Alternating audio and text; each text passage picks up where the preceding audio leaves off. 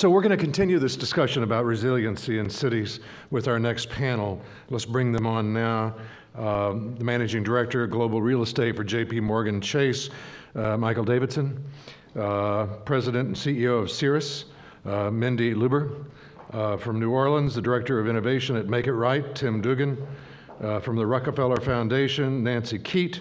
And our panel chair, Vicki Bean, Director of Furman Center for Real Estate and Urban Policy. Welcome, panel. We look forward to hearing your comments.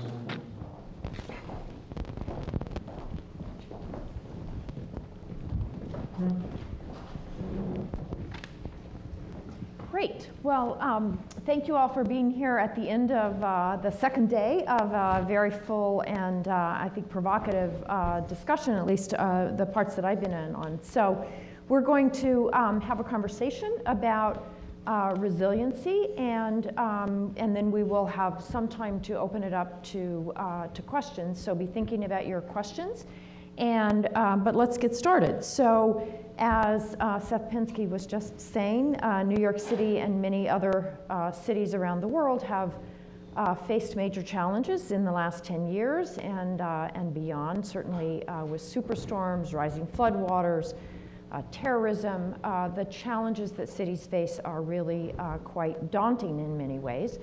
But the watchword today is really about resilience, right? And resilience is defined in different ways. Dr. Judith Rodin, the president of the Rockefeller Foundation and co-chair of the New York State 2100 Commission, has described resilience as the ability of individuals, organizations, systems, and communities to bounce back more strongly from stresses and shocks.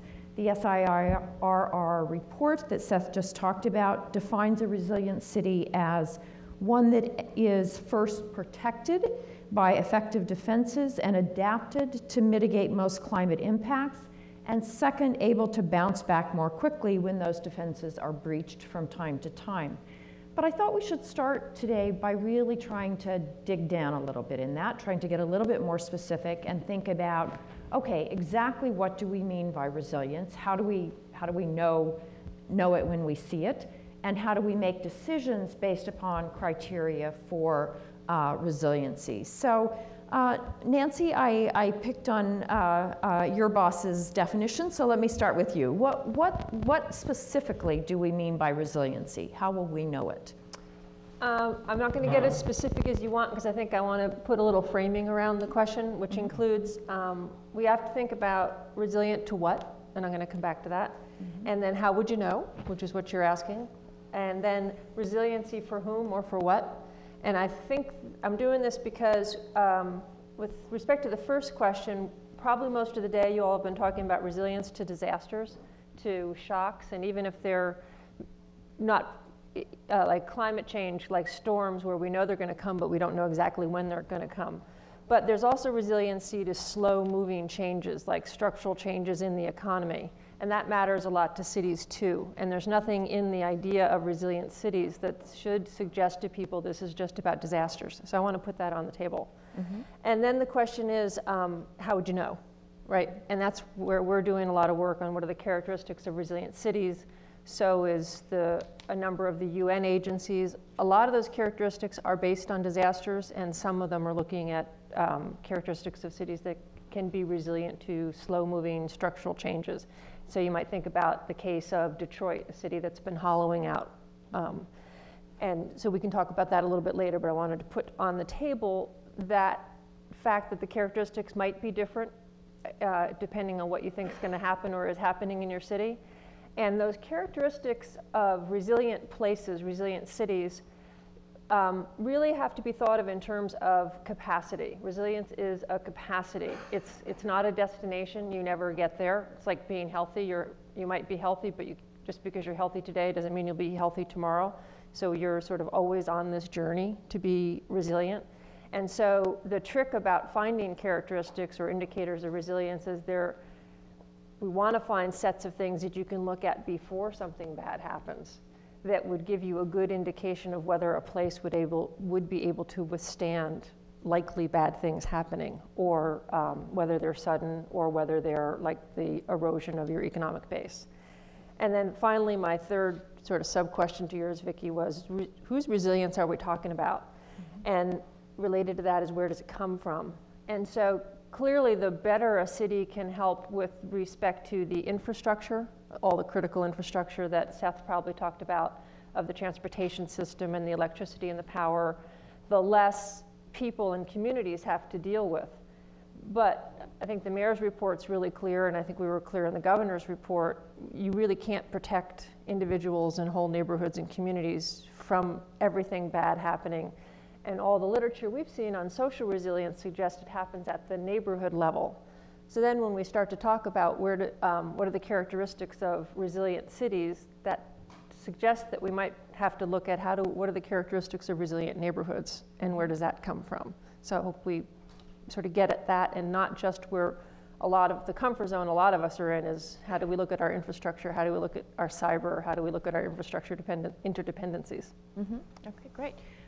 So Tim, you've done work in New Orleans, as many folks on the panel have, but so what are your criteria for how do you know that New Orleans is now more resilient, and more generally, how do you know a resilient city? Well, I think the first and foremost thing is that New Orleans began to be more proactive and less reactive, and understand the scale of disaster is not something that you can completely plan for. So when they decided to take a look at infrastructure for the next 50 to 100 years, as opposed to replacing the past infrastructure, it laid a groundwork of something that was both resilient and more regenerative. It created a fabric of city planning and the integration of natural systems. It created a landscape of diverse development, and it had some real tough questions to ask. Why do you rebuild in this area as opposed to others? And engage the community in those conversations, because to rebuild exactly what it was and how it was in the sense of nostalgia is not sustainable. And how can one make future decisions that are more sustainable is frankly what I think today's conversation is about. New Orleans is a unique beast that had a natural disaster, unlike the economic disasters that you mentioned in Detroit and other cities. And so how can you take those lessons learned and even in Sandy, because hurricane and disaster recovery and climate change are at two very different scales, and they're two very different approaches to how to resolve future sustainable community planning. And so it's, to me, it's more of creating a platform of diversity, creating a platform of planning that has more harmony with the landscape that it sits within. The reality is, New Orleans is in some areas 10 feet below sea level, surrounded by floodplains and levees, and so is New York. And that's in its essence not sustainable nor resilient. And so how can you have those honest conversations while you're dealing with a community that just simply wants to come home and rebuild and get back to normalcy? So I think those are the interesting talking points from my standpoint today. So we'll come back to that. How do we have that conversation? But Michael, I want to make sure what from your viewpoint, really around the world, what do you think of as being the criteria for resiliency? I think for us, we have over 250,000 people all over the world, and so when something occurs, the first thing for us that resiliency brings to mind is the safety of our people. Where are they? Are they traveling? How many people are in the office? Where is the office located? And that's first and foremost. A close second would be our clients. What are our clients' needs? Are they impacted? Are they in places where they need assistance that we may not have an office? So that's number two. But quickly following on that, I do internal real estate for JP Morgan. And so we do site selection in different cities, in different countries. And so when it comes to natural disasters and that type of thing, there's an awful lot of coordination that we have to have with the technology groups, regulatory and compliance organizations, because our ability, once we've gotten people safe and make sure they're out of harm's way, it's our ability to close our books each day, which is simply a legal requirement that we have to follow. So the question is, if something happens in New York, are we able to transfer positions to London or Chicago or Hong Kong or Singapore? And so when you're a global organization, it opens up other avenues that you need to explore. I think then you talk about market events similar to 2008. And you've heard Jamie talk about our fortress balance sheet, and many banks are holding back a lot of capital to sustain themselves in the case of market events in the future. You talk about cyber attacks, and you see a lot of banks and institutions are investing in their infrastructure there because there's an awful lot of activity that we probably don't even read about in the papers. But I think lastly, but no less important, is the resiliency of spirit and confidence, in that when a disaster hits, no matter what it is, no matter where it is, leadership in that sphere. Governor Christie did a marvelous job for New Jersey, and he continues to do a marvelous job. And I'm absolutely confident that made a huge difference to New Jerseyans and even New Yorkers that were getting updates and communications and being made aware of what was happening and when. And I think that's, we all have a responsibility there, and certainly as a bank to our clients and our people, you cannot forget to keep the word out and keep things coordinated. But as you choose, I mean, you make decisions about, do you cite an office here, do you go to another city, and you're making a bet on that city's resiliency. So what are you looking for in a city? You're looking for their current leadership, but of course their current leadership isn't going to be there for the length of your office building. So not all things are created equal in New York City Metro, as we call the region. So let's talk about Hurricane Sandy. We have a building, or occupy a building downtown called 4 New York Plaza, which was impacted and remains closed after the storm. Won't be open until October. Now, we had Treasury and Security Services personnel in that building, and within a matter of, 12 hours, they could no longer occupy, and these were front office staff. Fortunately, we had space at Metrotech, which is in Brooklyn, not far away, a couple of subway stops. We were able to, within 48 hours to 3 days, relocate upwards of 2,500 staff with technology in an unaffected location, still in New York City, technically, yet on a different grid and a different floodplain. So I think that when you look at geography and you're doing site selection in a city, understand the grid, understand where the services are coming from. You have to understand that and understand how the city works, where your people are coming from. What are your demographics? Do they live in Jersey? Do they live in Connecticut? How are they getting in? Is Grand Central open? What about Penn Station? And we have to work with security and the other groups within JP Morgan to understand that. That allowed us to recover, and fortunately, we had the space in Brooklyn to do it.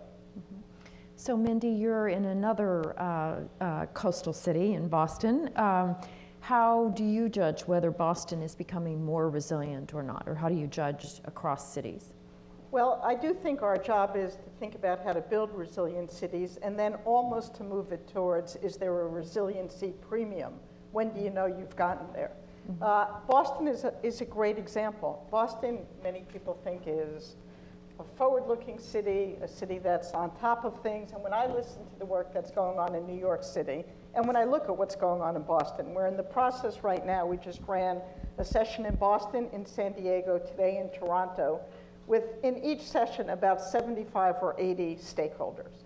Often it's 10 or so city planners, it's developers, it's builders, it's insurance companies, it's investors, and it's people who live in those communities.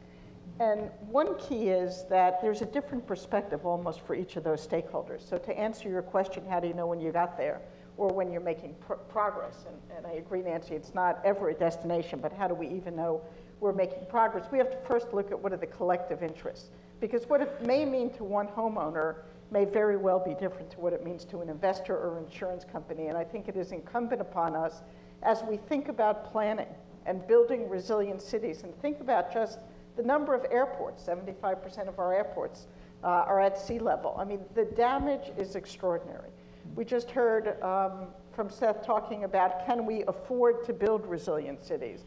And I might start and finish your question, can we afford not to? When we look at Hurricane Sandy, one storm, or we look at storm-related damage from climate change, in 2012, we saw somewhere around $35 billion to the property and casualty insurers of the United States alone, which didn't include then, as you look at the last couple of years, the government $50 billion, which was so right and needed to be done, and there may be more money that comes out. the extraordinary loss in the tens of billions of dollars to the federal government, meaning you and me, because we're all insurance companies these days.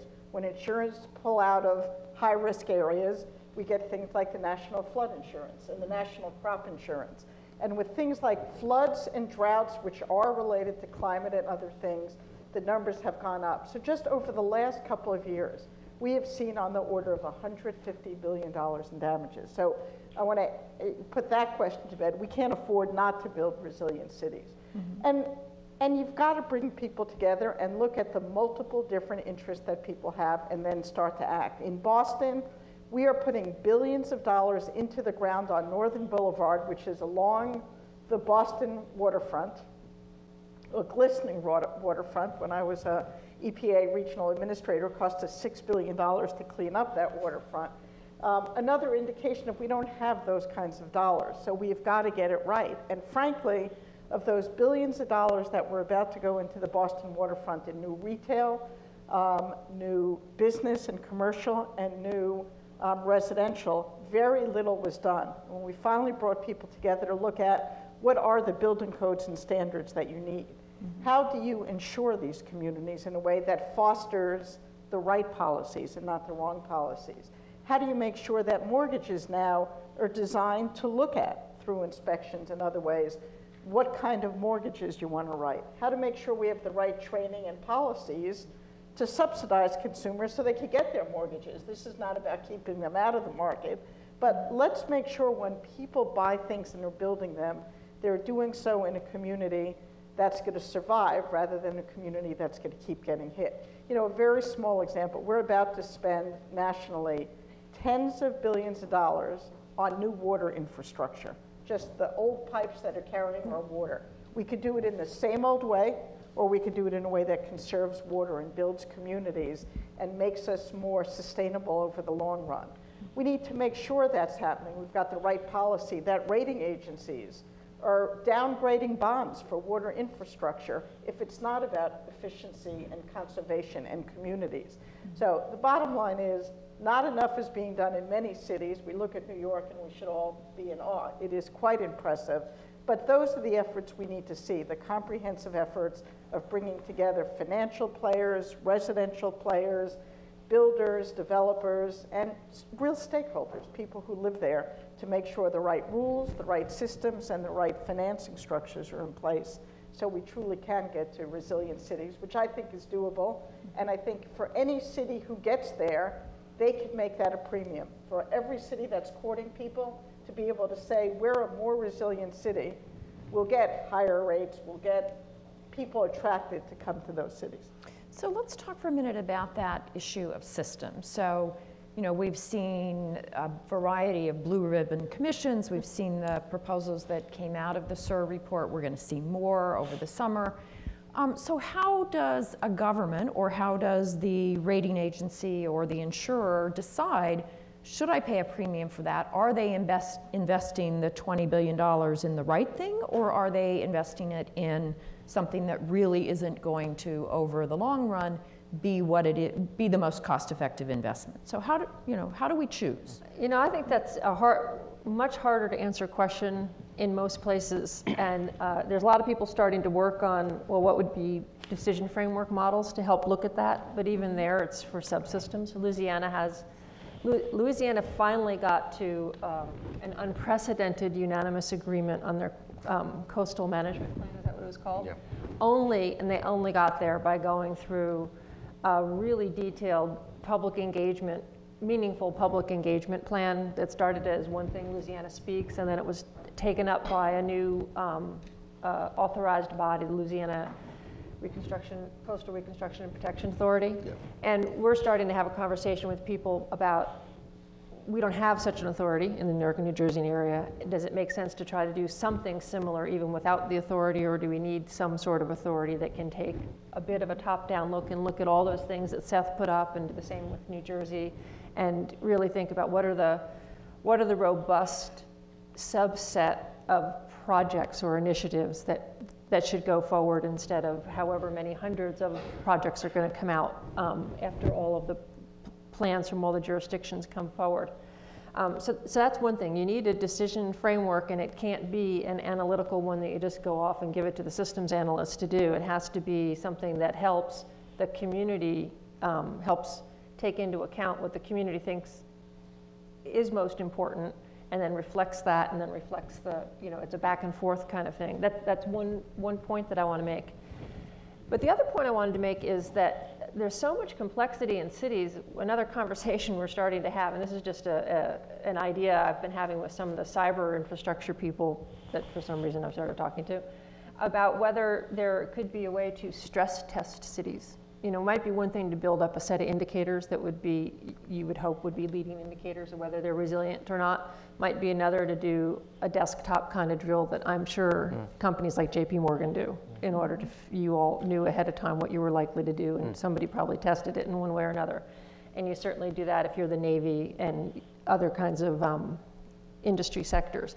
But I don't think we really do it for cities, and that would be where you would figure out with all these interdependencies before they happen, what does happen if you try to protect the MTA? Oh, is that going to flood New Jersey if we close off this tunnel? Or a lot of the ways these things come together, you can try to model it, but it'd be really interesting to test it in a bench way. And so that's another way of thinking about what's most important, what order are things likely to go wrong, and where do we put our money? Mindy, I'm sorry. Well, and to add to that, this conversation of metrics and how you can look at things from a balanced triple bottom line with social systems, environmental systems, and economic systems in harmony, because for so long our culture has been based solely in city infrastructure and civic projects on low bid, on economic decisions, and they have very seldom weighed that into long-range planning decisions. And when it relates to metrics, not in a manner of trying to change the bean counter into a tree hugger, but to look at metrics to show value in the environmental side or value in the social side, to balance that decision-making matrix or metric is so critical in these decisions moving forward. I mean, it will allow decisions to be made that you begin to create diverse solutions. So many of our solutions of infrastructure and community have been monocultures. They've been excessive pavements, or they've been one type, and there has been very little diversity in the different community systems throughout our country, whether it be New Orleans or New York City. And only when you can have that honest conversation to show the value, both short and long term, is when you're going to get something that's sustainable. Otherwise, it will just automatically be unsustainable. So Mindy, as you've been having these conversations in various cities with the insurers, the financiers, et cetera, how are they thinking about what's a good decision-making process? What, if they looked at New York as it chooses, do we do the various proposals that the SIR put forward, or all the alternatives that we're hearing about or that we're going to hear about? What are they looking for in a decision-making framework, as to use Nancy's term? Well, certainly they're not all equal, but it's an interesting alignment of interests, because financial people who are investing in communities in the end want the same thing as human beings who live in those communities. I mean, we've seen different issues over the years, but that really is the bottom line. Nobody wants to finance a building that's not going to survive, let alone the harm to the human beings who might live in that building. Insurers don't want to insure those buildings. So we have actually a wonderful commonality of interest that we're seeing, which is why the discussions of bringing developers, insurers, financial people, and citizens of communities is going so well. I mean, I think it is definitely complicated, but there are specific things you could start with. Changing building codes, and don't have 111 cities looking at model building codes. Right. Let's come up with 3 or 4. Not every city is New York. New York is a different order of magnitude. But having 5 or 6 model building codes that Chicago could build off of in Boston, and Rio de Janeiro and cities around, that is the perfect start. To put billions of dollars. I literally sat with the largest developer in Boston 2 weeks ago, and he said, we've nailed it. We're going to put all of our appliances for new buildings on the roof. We're done. Now, that's 1/100th of the kind of things we're talking about here, what needs to be done. We need to really look at how should buildings be designed, what is the area they're in, what are the setbacks, but it's doable. It is not brain surgery. New York has done actually a good deal of the thinking already. How do we just start there? What kind of model, bylaws, zoning, setbacks, wetlands, how do we incorporate that? And then financial people are going to start looking at investing in the communities with the right models, not the wrong models. Insurers could be extremely helpful. Insurance companies over the years have helped lead the fight for better building codes, better fire codes. If you look at the history of the country, they were listened to and the strongest advocates. So they need to be part of not only the mitigation issue of how do we bring down carbon footprint as one example, but the solutions. And so we're working with 25 insurance companies to develop models for how they build insurance that fosters resiliency through the risk modeling, through their pricing of products. And they're all keenly involved. And if you get some good insurance products, it will apply across the country and frankly in many other developed world countries. So we've got an aligned set of interests. As much as the problems we face are almost existential, some of the solutions are more about execution than about reaching for the impossible dream of a solution.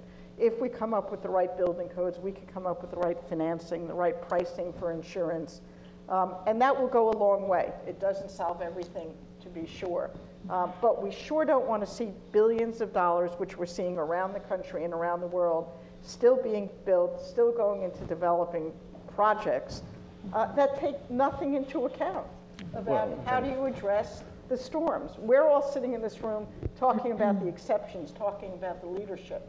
We need to take these leadership ideas and move it out across communities everywhere, and many of whom don't have the resources of a New York City. Well, one of the issues that brings up is development is proceeding apace, even despite all that's happened, in part because we have processes to engage the public, environmental impact review, that kind of thing, which takes a while, right? And we can't stop development in its tracks right now while we do all that. So how do we figure out a decision-making process that engages the public, that makes sure that we're not making mistakes, that makes us take a hard look through environmental impact review and those kinds of things, and yet doesn't take forever while things are getting built as we deliberate about it. So Tim, I know you've done a lot of work on how do you engage the public in meaningful ways. What's your suggestion there? Well, I think your first points are right on. You have to slow down to hurry up. And more often than not, it's a rebuilding through a sense of nostalgia and reactive to get approach to get what was there before. And for New Orleans example, many of those who have seen the Make It Right neighborhood, we just broke ground on our 100th LEED Platinum house, but it wasn't about Starkitects, and it wasn't about these houses kind of rocket ship flying out of the sky. It was about, if you are going to rebuild in an ecology or an ecosystem such as that part of New Orleans, you need to do it differently. You need to rebuild at different elevations. You need to rebuild with different durability and different strengths. You need to rebuild with different materials, and it will take longer.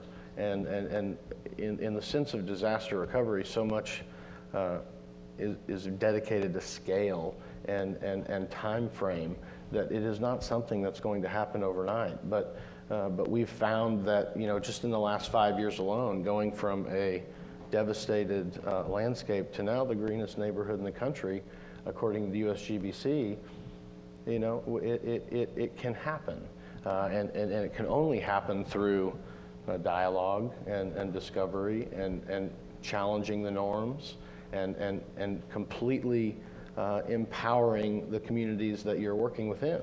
I mean, we have a very straightforward approach in every community that we work in. Before we step foot, we have to receive a letter of invitation. And that letter of invitation may just simply be a piece of paper, but it's so much more about a policy of collaboration and dialogue with with the neighborhoods, whether it's in New Orleans or New York, or even project that we're doing in Indian Country in Montana. You have to set a process that everyone can take ownership in, and that is from the developer down to the community citizen, and give a voice. Sometimes that voice is loud and angry, but everyone has to have a chance to release their spleen at some point moving forward.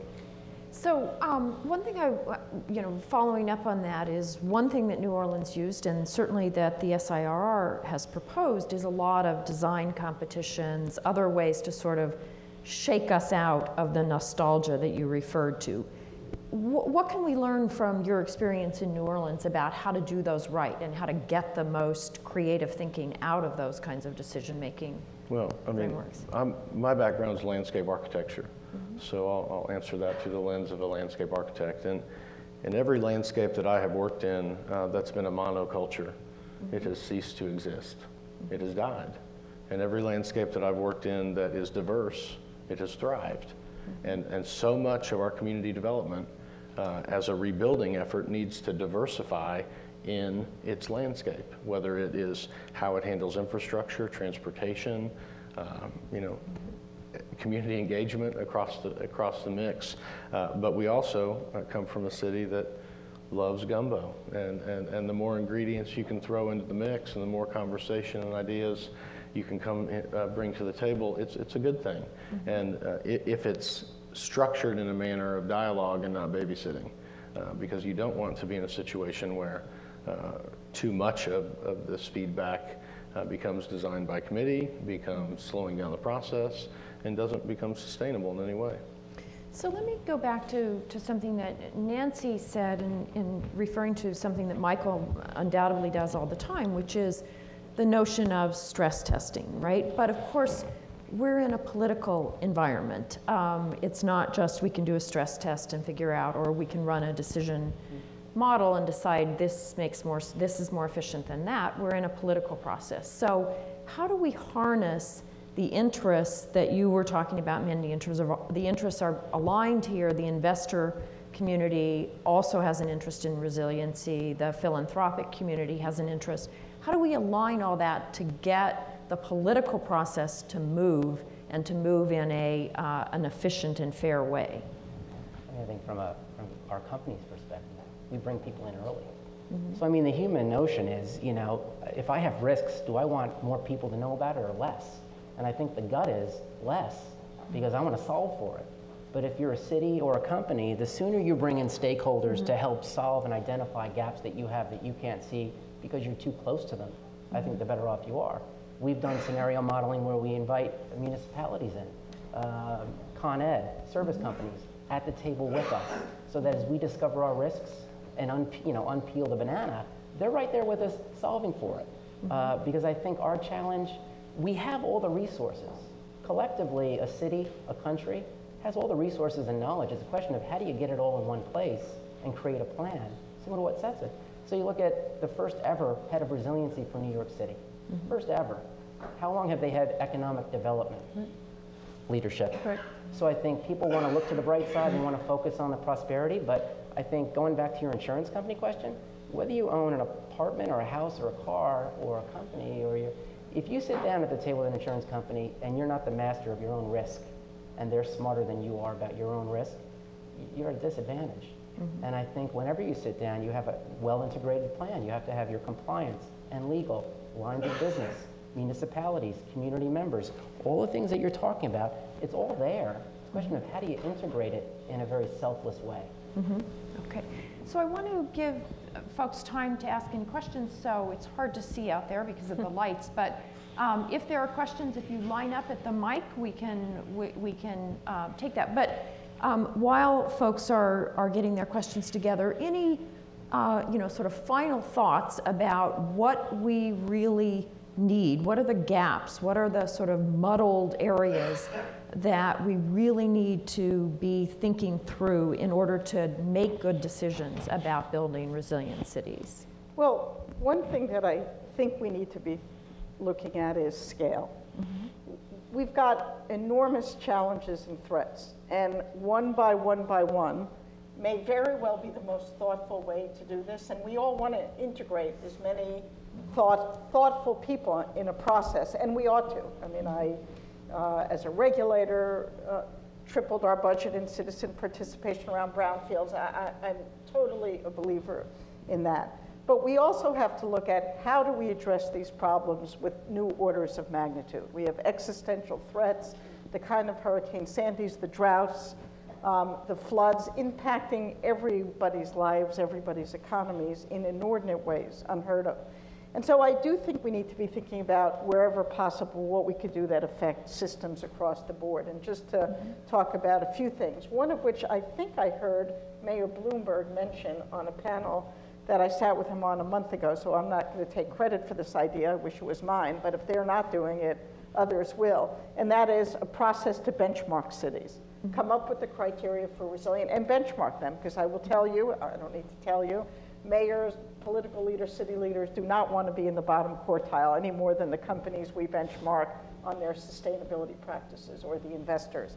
But have some metrics and then put it out there, look at it, review, and it may be the 500 largest cities. It may be cities that the Rockefeller Foundation ends up working with their initiative, but something that cuts across a much larger swath. I also think we need to look at laws that apply to across the board, and whether it's tax incentives for rebuilding in the right way, but things that apply to everybody. Having some great cities, because they may have the right leadership or the right resources, take on this problem, and the majority not, is not the answer to the problem we face. We've got to have laws on the books that apply to everybody, so there's a level playing field, and that may run to tax incentives, it may run to insurance policies, it may run to investments, but scope and speed is crucial, despite the fact that wherever possible, we certainly want citizen engagement, community engagement, and how you get the balance is always the question. But these problems are real and growing, and scope and speed are crucial. Nancy, as you review proposals that people think they have the answers, what are you sort of most frustrated by? What are the muddles that you are seeing in terms of the ability to move forward on these issues? I don't know that I'm seeing a lot of muddle. It's on this question of indicators of cities, or how you would make a ranking or whatever. I think we're not quite there yet, although we're getting closer. And again, I think some of the muddle, if you really want an answer to that, is there are dozens of ways to compare cities, and nothing yet that can look at them with respect to resilience, because that is about capacity. It's going to have to look at lots of governance questions about budget for emergency response, budget for doing drills, that kind of stuff, and nobody's really doing that yet, and it's not just about disasters. So we're not there yet, and I think we're less muddled than we were a year ago with respect to that, so we're on our way. I think that one of the things to watch, though, is if we're really serious about resilience and it's not going to like peak as an idea and go away, when you start to work on it and think about it, it does change the way you think, and it should change the way you think to thinking much more in terms of systems, and it makes it harder, but that's okay. You can still get to a decision. It doesn't make it less complex. But it does help you understand the complexity and decide where you're going to lean in. So with respect to this question of scale, some of it you can reach earlier with respect to big companies that have to make big investment decisions. They should be taking their own responsibility now and not making either investors in the working capital or the big merchant banks financing big development projects that don't have a resilience frame around them, that aren't taking into account what's going to happen because of where they're located. And they can do that without anybody telling them to, and that's kind of what Ceres is getting at, and then eventually the laws might follow. That's typically how change happens here. But we're all decision makers, and I think part of where the public engagement has to come in and probably can't be shifted is we've built this incentive system for people to be living in dangerous places, and they're not going there just because they're stupid. We've created an incentive structure for people to be in dangerous places, and it's the process of untangling that that's going to require. It's going to be easier to push the powerful off because they have alternatives and they can come up with the resources to make a plan B. It's going to be a big tricky question for us if we don't want to wind up in the United States with a coast where only rich people can live there with respect to private property and only big developments can be there. And that's, I think, it's not necessarily a muddle, but it's something that we're heading for if we're not willing to take on the question of what's the coast for? Is it a public good, or is it something that can be appropriated only by those that have the money? So that's a big risk we're in the middle of now. Thank you. And to add to that, it's also a really critical issue that we address climate change for what it is, and not just simply react to a natural disaster and then say we're doing resiliency. Right. We need to change our culture.